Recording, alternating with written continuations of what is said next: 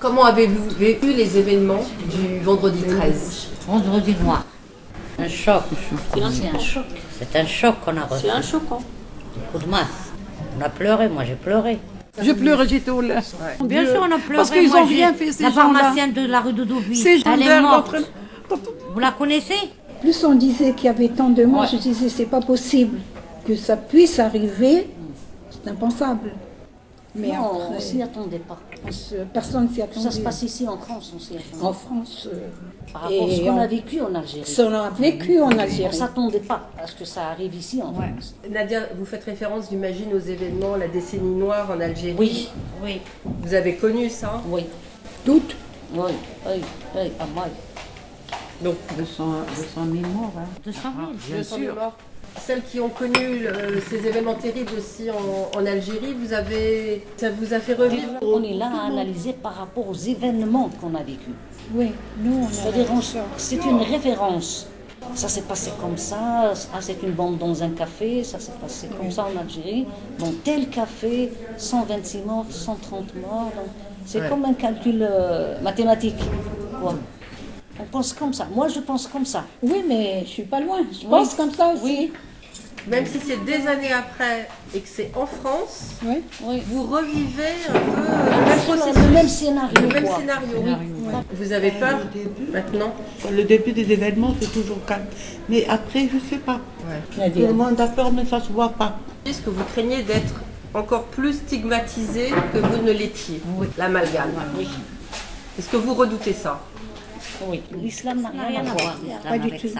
Une mauvaise interprétation du Coran, et puis un prétexte. Le vrai islam, c'est pas comme ça. C'est les gens qui ont fait cette C'est un problème. radical. C'est ça, les musulmans. C'est pas le vrai musulman. C'est pas le vrai musulman. Le vrai musulman ne fait pas de mal. Vous trouvez que les autorités musulmanes Ouais. se sont suffisamment prononcées après les événements?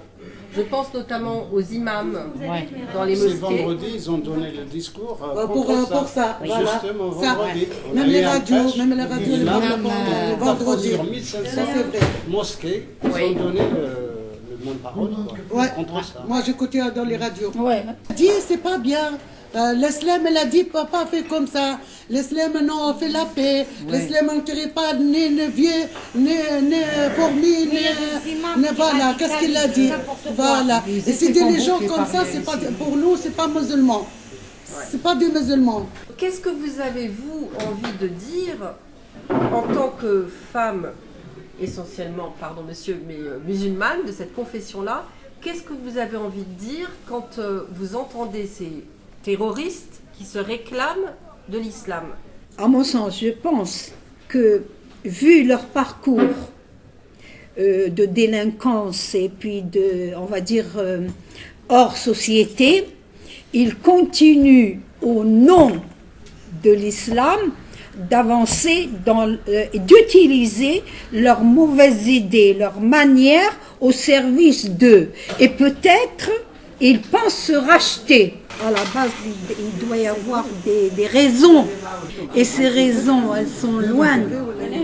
Par exemple, leur milieu déjà familial, plus le milieu, plus qu'ils grandissent, plus qu'ils n'ont pas de suivi, ils ont pas de... en grandissant, et se sont crus de nulle part. Et là-dessus, c'est greffé leur situation de devenir adultes qui ne s'amélioraient pas. Eh ben, ils ont trouvé, pour les plus faibles, une porte, une fenêtre pour rentrer et pour... En fait, ils se cherchent. Ils se cherchent et ils s'imaginent que c'est par là que leur salut sera. Non, les gens ils disent qu'ils ne travaillent pas. Elle va un jour, 2 jours, 3 jours à la mosquée, elle va faire les prières, elle va partir à l'Irak ou bien les Souris, elle va venir ici faire la mer.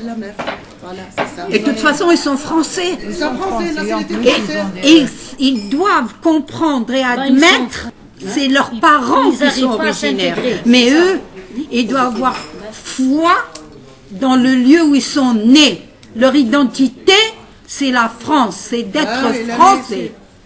Pointe à la ligne. c'est difficile de donner une explication. Il y a très certainement des gens qui se sont radicalisés en prison, très certainement des gens qui se sont radicalisés dans les banlieues, très certainement qui se sont radicalisés à la mosquée, très certainement aussi qui se sont radicalisés... Par Internet aussi. Enfin, voilà. Qu'est-ce que vous, en tant que citoyenne, qu'est-ce que vous attendez des politiques? Hollande, il peut parler de guerre parce que c'est une guerre. Mais nous qui avons connu la guerre, c'est autre chose. Voilà, c'est pas son moi aussi. Mais lui, la guerre, pour lui, c'est la guerre maintenant. Les morts, les ceintures explosives, les bombes, les machins, pour lui, c'est la guerre. Et il va en Syrie pour éradiquer la source. Mais là, la source, ils ne savent pas déjà que c'est depuis l'invasion de l'Irak que les Américains ont divisé le monde musulman, les sunnites et les chiites, et les Américains ont utilisé les uns contre les autres. Concrètement, comment vous voyez les mois qui vont venir? Comment est-ce que vous voyez les mois? Comment vous appréhendez les mois qui vont venir? On ne peut pas le savoir. Pas clair. C'est pas clair. On ne peut pas le savoir. Nous, on veut que la paix, c'est tout. On demande la paix. On est dans un beau pays, la France, quand même. Notre ville est là, avec nos enfants. C'est compliqué pendant cette période-là, où tout est tendu, les plaies sont ouvertes. Il ne faut pas rajouter du sel dessus. Les médias aussi, ils en rajoutent. Ils rajoutent, oui. Tourner en boucle ce qu'ils ont fait, moi, j'ai pas supporté. Ne pas mettre de l'huile sur le feu,